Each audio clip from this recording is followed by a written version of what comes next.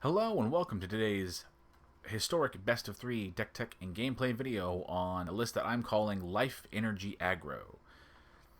Basically meaning that it's a mix of a life gain soul sister style aggressive deck with a little bit of energy production and consumption to sprinkled in there, and that's where the name comes from. We want to hit the ground really early on with our absolute load of 1-drops, and our 1-drops are doing anything from gaining us life to creating and or consuming energy, or even sometimes drawing us cards or making white boards. We want to take this absolute what's the word? I think dearth is the word I'm looking for. But basically, this buttload of 1-drops, and we want to hit the ground running early on. And beyond that, we have some life game payoffs like old Moon Dancer and Voice of the Blessed, which are some of the better low to the ground life gain payoffs, and we have a lot of life gain that happens in little incremental bits and bobs here and there, like repeated sources of one life gained are great for cards like this, which we have of in abundance in the list. We also have some glue cards like Tocasia's Welcome and Abiding Grace, which are really in the card draw category. It sort of helps us to continue to have fuel, more or less. And the Abiding Grace can also, again, be a recurring source of that little bits of life gain repeated over many turns that we can use to cash in for anything else. Also, again, more glue cards like Get Lost to interact with opposing boards. The land base, there we go, is pretty self-explanatory. Loads of lands that will come into play untapped on turn 1 and turn 2, since that's really, as an aggressive deck, the turns you want to use to the most effect, since you are an aggressive deck and you have to hit the ground early, running it often. So we just run a whole bunch of lands that will come into play untapped early on. We do have some bits of interaction or just extra bit of juice in the land base. Anything from channel lands to have some interaction, a single lair creature land to use if we're flooding, and some of the new Modern Horizons bolt lands to various effects, which even if we don't use them for their front-facing side, if we have to bolt the land in, it is just a land that we can pay some life for, which normally could be considered a dangerous thing to do, but as we've talked about, we have an absolute buttload of life gain floating around the list, which really helps to lessen the impact of shocking yourself, say with Temple Gardens, or bolting yourselves with any of the bolt lands. And that is the basics of the list. We want to hit the ground running early and often, and we want to just sort of run our opponents over. Sideboard is pretty self-explanatory. Sideboard pieces: Thalia for the occasional non-creature heavy matchups, White Orchid Phantom if you need to get rid of problematic lands like Baldur's Gate, Maze's End, the occasional Nykthos, Shrine to Nyx, stuff like that. White Orchid Phantom is pretty good for that. Scavenging Ooze for Graveyard Hate. Night of Autumn as what is effectively another naturalize effect on a body. The only reason why we're running Night of Autumn and say not running more Witch Enchanters is not only does the Witch Enchanter not only does the Night of Autumn come into play earlier, but we can also gain life, which sometimes we want to do in our deck for all the reasons we have already listed. 2 copies of the Stone Brain for actual factual combo decks, which are rare but do float around your whatever the Sultai Ultimatum is. I want to say Emergent Ultimatum, stuff like that will just hard kill you the moment it's played. Or any deck that's really sort of all in on a couple of cards. A couple copies of Stone Brains can pick apart those particular decks. Settle the Wreckage for a one-sided board sweeper, which an aggressive deck loves to have. A single Fade from History for a sweeper that deals with affinity decks and the occasional super enchantment heavy list, anything from your Solemnity Lockout sort of combo-y decks to even just a core Spirit Dancer or Ethereal Armor kind of aggressive deck. Fade from History can absolutely just wreck games like that for your opponent. And a couple of Chamil or whatever, the Inner Sun, to deal with the decks that have a lot of counter spells. Anything from your Dimir Mill decks that want to mill you out, which are floating around the format, or even blue-white control decks that have gotten a little bit of help with Modern Horizons 3, or any deck where you think, counter spells are going to be a problem. Since you're really playing this card for the spells you can't be countered part, the Discover 5 is just a little bit of gravy on top to make this card actually palatable. But anywho, that's the basics of the list. Don't forget to like the video if you like it, subscribe if you like my grab bag of content and would like to see more in the future, and if you have any sort of questions, like I don't have X, what about Y, or if I missed any particular card in the deck tech that I'm trying to keep somewhat short. If you have questions about any given card, go ahead and leave them down, or any question or generally nice comment you have, leave any of them down below, and I'll do what I can to respond to what I see. With all that out of the way, we'll go now on to game number 1. And game number 1 with our little Life Energy Aggro list. And again, we go first because we have a brain and are keen to use it. And this is a fantastic opener. Absolutely keep this. Both of our access to both of our colors in our opening hand. A Soul Warden on 1, a Moon Dancer on 2, and another Soul Warden to really start growing our Moon Dancer to absolutely goofy levels. Go ahead and pay the 2 life for the Temple Garden to come in untapped, since as an aggressive deck that, gains a lot of life, we kind of don't mind. If they push our Soul Warden, I don't think I care, right? Nope. Just no responses? Okay. Oh, that's fantastic. And a Guide of Souls. To where, if nothing else, then, if they do have the, especially if they're playing Rakdos anything, the inevitable answer for Moon Dancer here, we can always now elect to go wide and maybe slip any sort of, shenanigans there. Why the Supplier? I mean, cool? If you have the push, just cast the push. Oh, Bone Shards. Okay. Although, to be fair, that's, much the same way. Okay, so some sort of Rakdos Sacrifice list, which I think we can do okay against. We will Guide of Souls first, playing a Soul Warden. Think we're probably going to keep the Razor Grass Ambush as a form of interaction. The Witch Enchanter might... okay, they have Familiar. We could keep the Enchanter to get rid of... or not. To get rid of, the Cauldron if we need to. That is just the worst. Okay. I mean, we're going to attack. If they, take it, we're just going to hit them with the ambush. Really? Okay. I would like to think I'd have enough magic experience to know to just let the 1 damage through. And yeah, go ahead. Save the Witch Enchanter. We can do more with the disenchant on the body than we can with the 4th land. Cool. I mean, they're doing cute stuff, and it's been a long time. I really don't think that that's a good combo. I mean, cool, it works against me, but it doesn't work against most things, right? I mean, whatever. Maybe that's just me coping. That's fine. In that case, we're just going to play the Enchanter.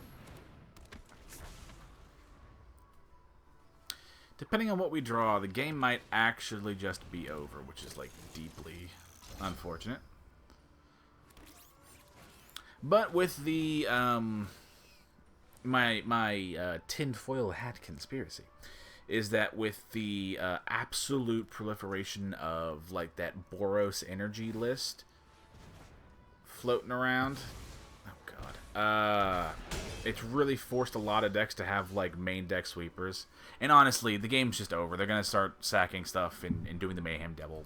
We didn't, yeah. Okay, let me be fair.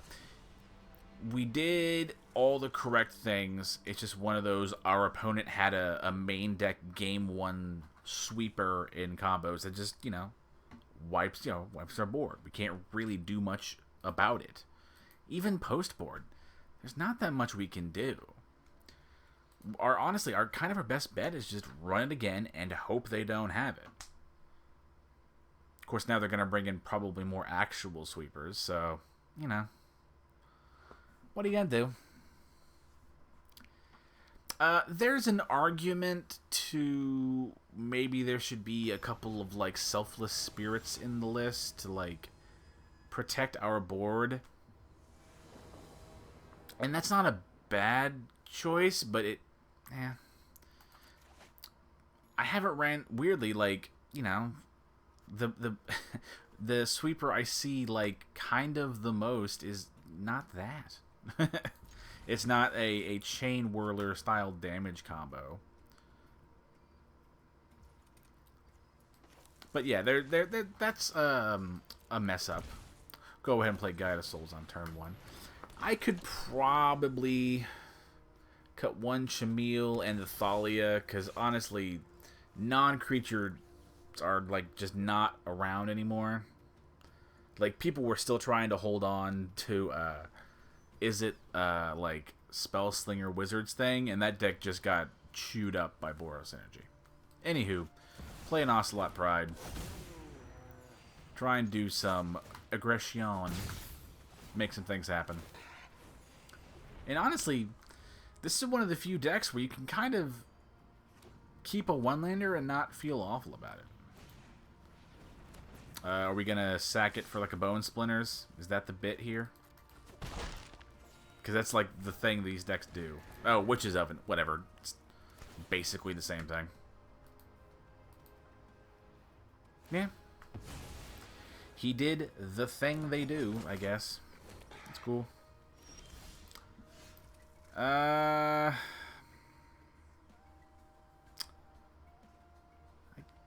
guess we can Static Prison away the Witch's Oven. It's just going to be... Because that play of Claim the Firstborn and, like, sacking our own stuff is going to be very common. And honestly, we're just going to attack with everything. There's no reason not to. As one as the sweet baby cat starts to, you know, block the screen. Yeah, goofball. Thank you. In that case, I guess we just pump the Guide of Souls. We want it to be big and scary. Again, it's one of those... Whichever one we hit, if he does the Claim the Firstborn thing again, we don't really have a whole lot of interaction for that. Whenever the creature... Hang on. The creature or artifact you control is put into a graveyard from the battlefield, each opponent loses 1 life. Cool. Perfectly fine. Guess we play a Soul Warden. Keep going with the aggression. If nothing else, we sort of retain the energy now to keep paying for the Static Prison, which is lovely. They're doing the... Well, there's nothing to Nightmares. Cool. You know, kind of did the thing that was expected of them to do.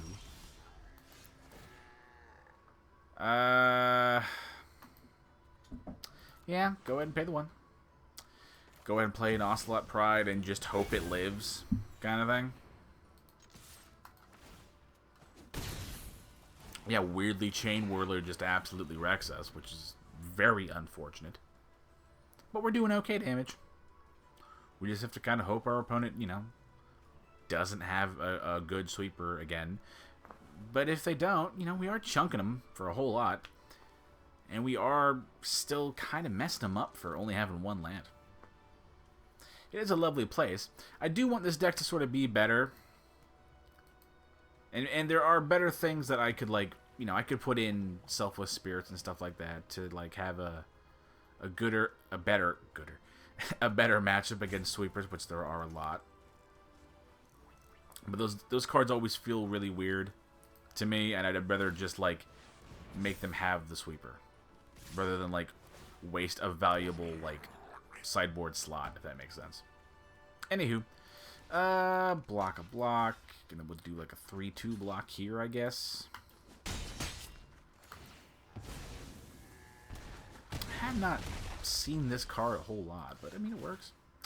Go ahead and take the action. Play a Thicket here. Play a Tenacious Pup, since right now we just want to gain a lot of life. Probably gonna go ahead and Static Prison away the Goblin Chain Whirler. This turn we will actually... Well, which one do I want to... Yeah, I do actually want to pay the 3. I'll make the Ocelot Pride big and scary here. That will give us just enough energy with the Pride's life gain trigger thing to activate and pay for the static prison on both. Now, what our opponent does beyond that, you know, who knows? They're gaining life. They're not doing bad. That has to be said. But we're doing good. Applying pressure, and again, it was really a lovely thing to be able to largely sort of shake off and not super care about just having one land for the first few turns. Let's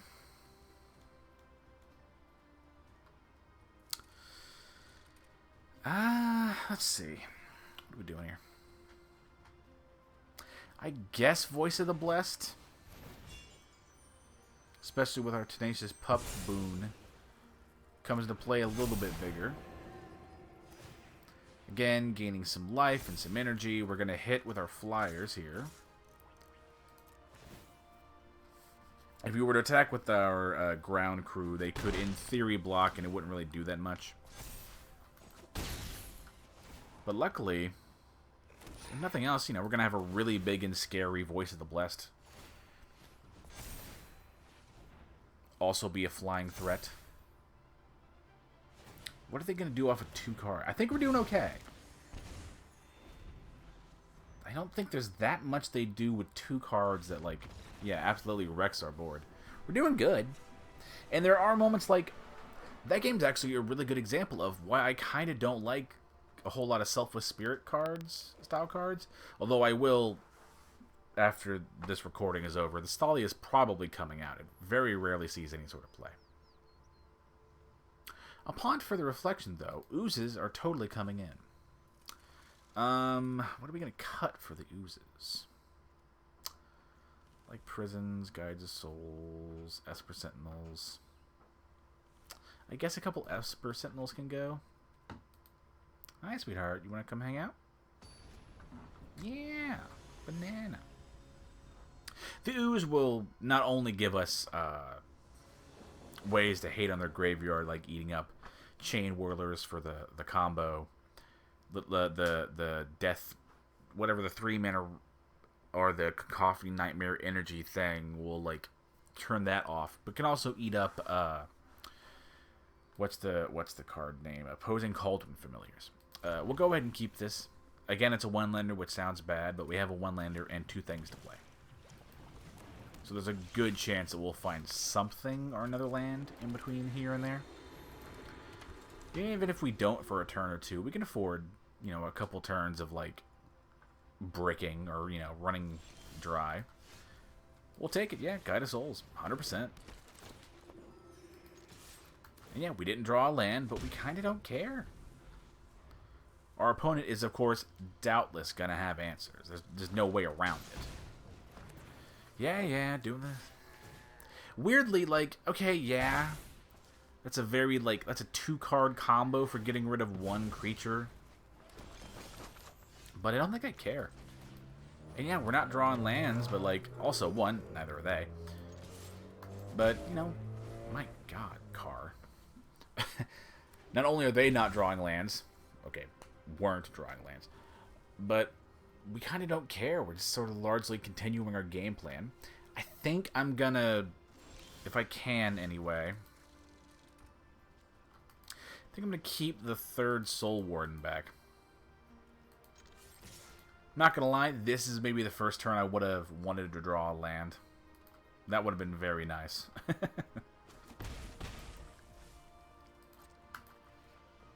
And yeah, this is one of those when you're running not that many lands, like, yeah, it's gonna happen, but... Get the fuck out of here! Who fucking runs that? Cool, I guess, that's fine. Yeah, that's cool. Yeah, that's fine. That is a card. It's a perfectly legal card. Don't fucking run this, by the way. We're gonna play the Soul Warden now. But don't fucking run this card. It's bad. The One Ring is not so bad. It's worth fucking eating up a sideboard slot. It's just not. You just accept the fact that, like, sometimes you're gonna, like, run into some one rings, and it can, in theory, suck, but even then, doesn't always suck. Fucking cast into the fire. Cast it into the fire! Destroy it! A Sildor, no. Or not a Sildor, whatever the hell the name of the king guy is. No, it is a Sildor, right? Anywho, that's Lord of the Rings knowledge from the movies. It's not even important. This card has not felt that exciting. Okay, now we're just... okay. Yeah, and some... Okay. I'm going to give this one more turn. If we don't draw it then... we don't draw another land, the game's over. And I will not subject you to it, but this is one of those, yeah, sometimes you don't draw lands. That makes me feel better that most any board was probably going to die. Yeah, okay, that's it. Sometimes you don't draw lands, and sometimes you just lose. And that was so many, like, not having a lands in a row. That's... You could argue the first one or two. You could argue, you know, maybe you should run a couple more lands, which I would argue is a fair statement. But after, like, what, 5 turns in a row, whatever the fuck it was, where we didn't draw lands, that's just RNG. Sometimes you're going to get screwed. But anywho, it's actually not a terrible showing for the list. I mean, yeah, sometimes you get screwed, but that one game did a good job of showing what the list is, you know, really all about. Anywho, on to game number 2. And also in game number 2, with any luck, if we have like another blowout like this where I just don't draw lands, you're not going to see a game like that. Anywho, now on to game number 2. And game number 2 with our little Life Energy Aggro list. And again, we have a brain, so we go first. And hey, this is way better than last game. We have fucking lands and things to do. Go ahead and Temple Garden on turn 1. Playing a Soul Warden. Gonna play the Lair of the Hydra on 2, since we can actually make use of the damn thing. Okay, some kind of mirror matchup. Not bad.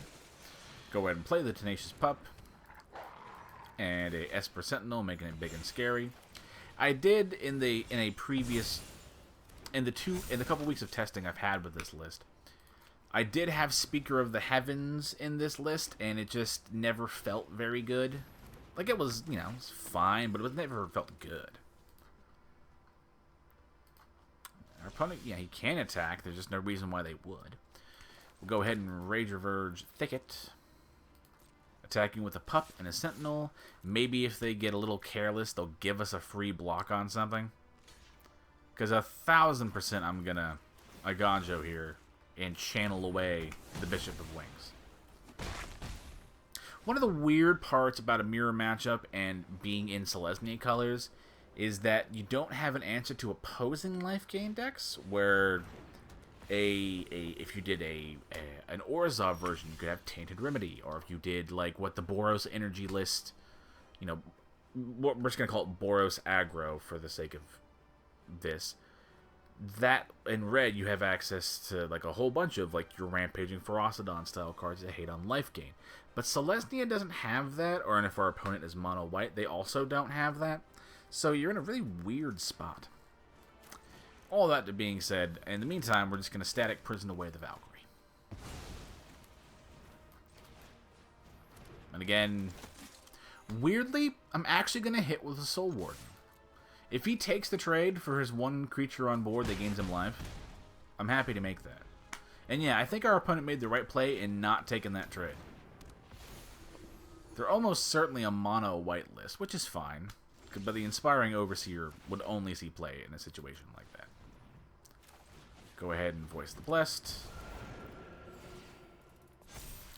Again, getting big and scary wherever we can. Now we're going to attack with our board, leaving a Soul Warden alive.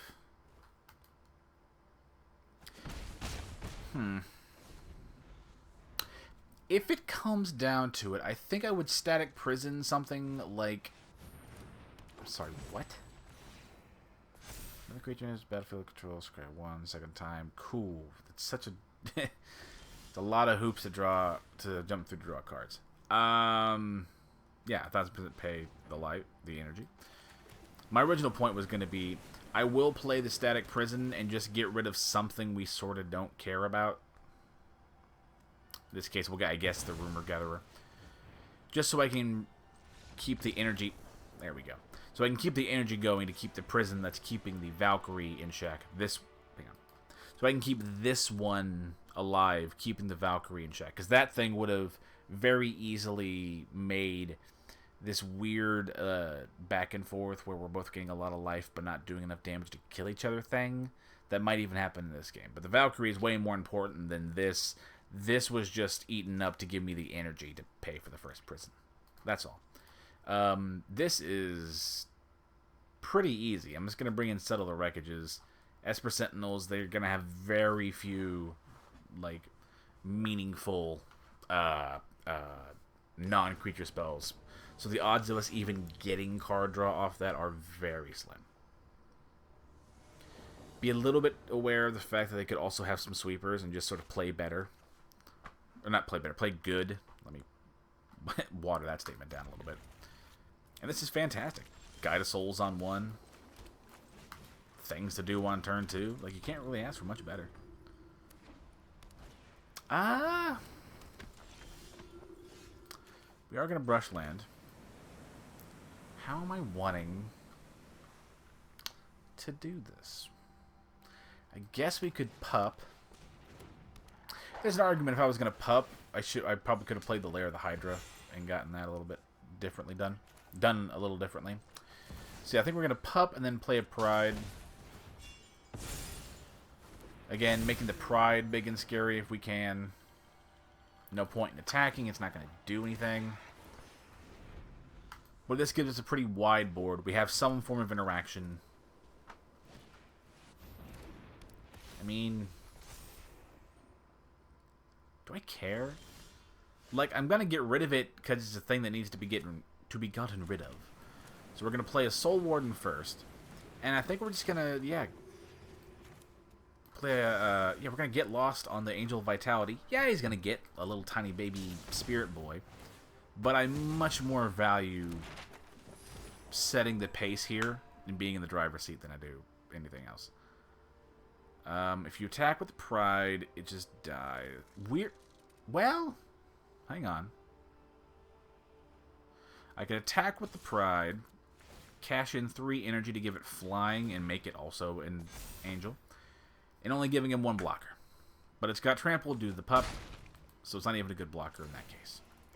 Again, getting really big and going really wide. It's actually working pretty well. Again, you can make an argument that I've gone a little wide into like a potential board sweeper, but they haven't shown themselves to really run it. And if we get lucky, we'll draw an Abiding Grace, which will sort of mitigate the fears of going a little too wide. It's getting 5 life with the Angel, right? Yeah.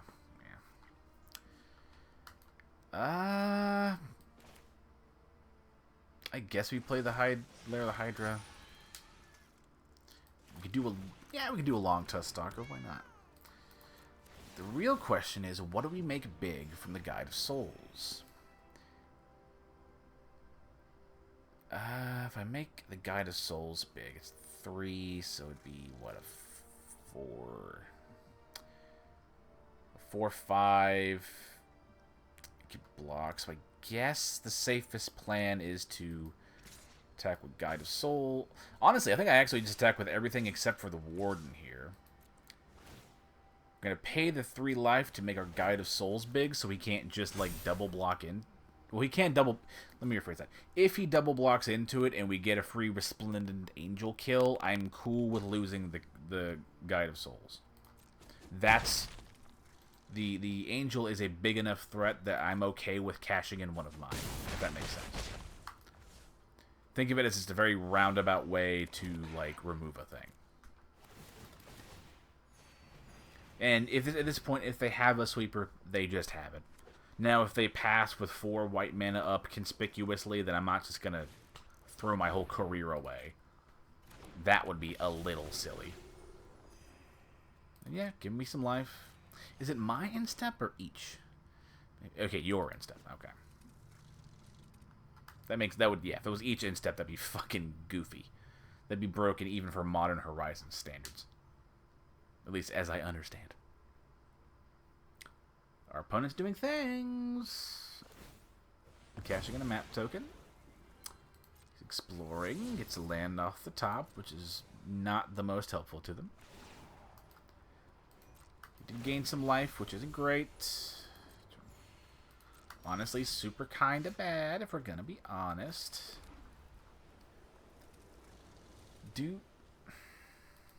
Huh. I'm actually gonna play the Witch Enchanter as just a body.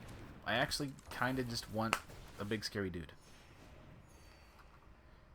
We've weirdly gotten to that stage where, like, our boards are both sufficiently large, but we kinda can't do that much with them. I mean, we can attack each other, like, yes. But, like, we both have a large life total and a lot of ways to gain life, so we're just gonna kind of be spinning our wheels. This is not what I expected a weakness of the deck to be, is, like, the mirror matchup. But yeah, like, if you don't have access to black or red colors in your deck, the very real situation like this will happen where, like, I can keep hitting him, but I don't know if I'm gonna be able to kill him.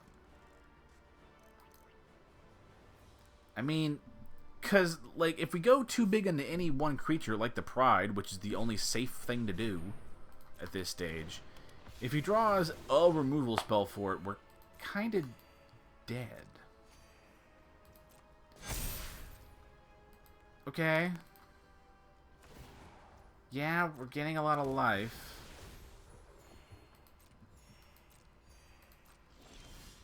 This is very awkward. I guess we'll play the Grace now, but again, it kind of doesn't matter. Right? Again, we just keep on attacking with all the cat tokens and the Pride. Keep making the Pride bigger. And just, like, hope to keep his life down. But he can clearly just make enough things on any given turn to, like, damn near... I think the smart play, no bullshit, is to just, like, eat the damage from our opponent. He has, like, sufficiently large boards of, like, stuff that's going to gain him life that he really doesn't need to care about this. I think he can technically kill it, yeah, but the right play is just don't do anything. Oh, I've gotten myself into a fucking conundrum, haven't I? Oh, this is really weird. Okay. I mean, hooray, his life total's down, I guess. That helps. I can attack with the Stalker next turn if I don't draw anything useful and still have the energy to pump up the Pride again. Buff it. That's fine. I mean... okay, this is so weird. I'm sorry I'm at a loss for word. Oh. Okay, that's weird that that's here, but that might actually be what puts this over the top. Because if they're indestructible, I can't even, like, trample through them. Because there isn't excess damage done. Did I put in Settle? I don't remember if I did. Okay, they're gonna draw a card. Okay. Well, that's not what I needed. And now it doesn't matter. Have I lost? Get the fuck out of here. I've lost. Okay. Like, I'm gaining life, sure. Yeah, that's so weird.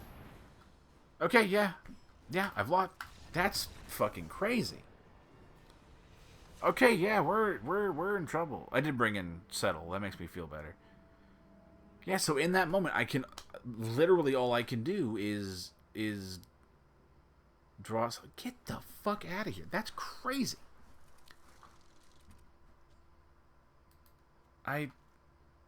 Okay. Okay, yeah, okay. I guess we just go to game 3. Okay, yeah, that's so weird. There are enough to sort of recollect myself after what was a situation that I have not really run into in a testing. Was the mirror matchup where, like, almost a weird stalemate where, like, this is why commander damage exists kind of thing happens. Thank God we have 2 settles in our opening hand. Not a great hand beyond that, but it's a fine, serviceable one. But yeah, like, games like this are why in Commander damage exist. Because, like, there are, if we're being honest about that game, playing Long Tusk Round 1, there are ways in which we win if we get really lucky and draw the settle and the attack with a really wide board. Shit like that is an option. I acknowledge this. Playing the Pride to get a thing on the board that can actually start gaining me life, triggering the Voice of the Blessed. But that's one of those, that game would have taken, like, or in theory could have taken like 20, 30 minutes. And, like, that's a bit much.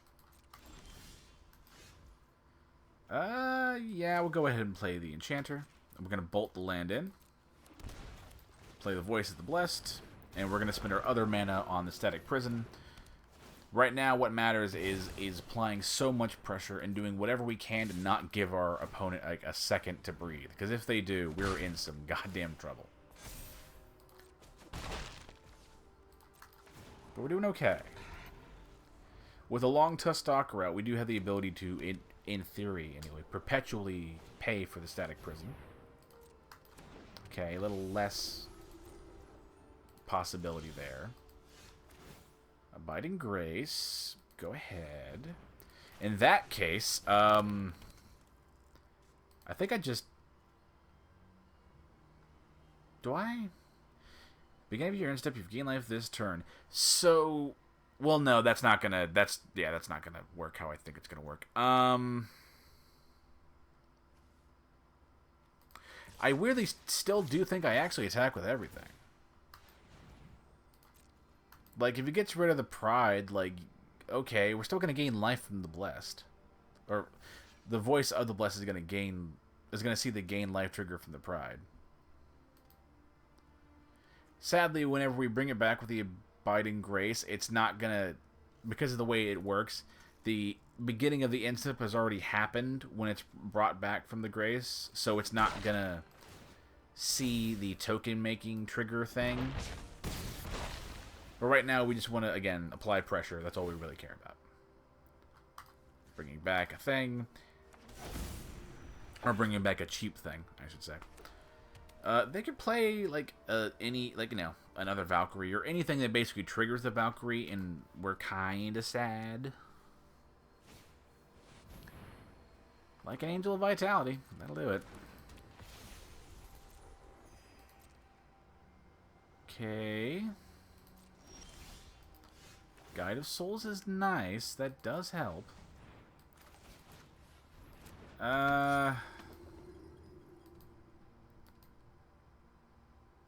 I attack, he can double block. But I think, yeah, the game plan of attacking with most things. Weird, well... Yeah. We're going to keep the Voice of the Blessed back. We actually don't want to give him a free trade if we can avoid it. Gonna pay the 3, making the Pride bigger. Just doing anything to make these blocks and our opponent's decisions, like, a little weird. I'm like, yeah, we can totally afford to, like, lose the Stalker and just bring it back at the end of the turn. Gaining some life. Oh, get the fuck out of here. I forgot it has First Strike, and it would have... Okay, that's my fault. I immediately recognized my goof. So... I got to it before you did, Commons. I could have attacked with the Voice of the Blessed. The Ocelot Pride's first strike would have triggered first, gaining me the life, and therefore then bringing me out of trading distance with, like, there are 2 creatures in the Voice of the Blessed. I goofed that. I acknowledge that. Which sounds like, I mean, yes, misplays suck, but in a game where if I let my opponent sort of do what they want for any longer than, like, just the smallest amount of time, they could very quickly run away with the game. Why is that here? Is that... I mean... cool, I guess? Do I care about that? Sure, I guess. Attack with the Pride. We're going to keep the Guide of Souls here. Again, attack with the Long Tusk Stalker, so if nothing else, we can just keep on paying the Static Prison. Going to pay 3 here.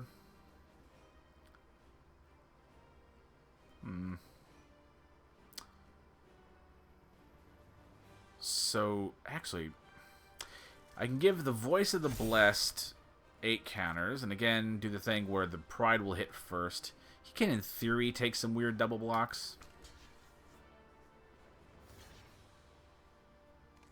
Okay, they're just taking blocks to, like, stay alive. Doesn't he die? Oh, no, the Hushbringer does have lifelink. But I can buff the Long Tusk Stalker and trade with the Hushbringer. Should we go into... oh, no, back to... okay, no, I was... yeah, okay, my math was right. Okay, I was... my brain's melting. It's harder than you think to, like, record and, like, play the game correctly.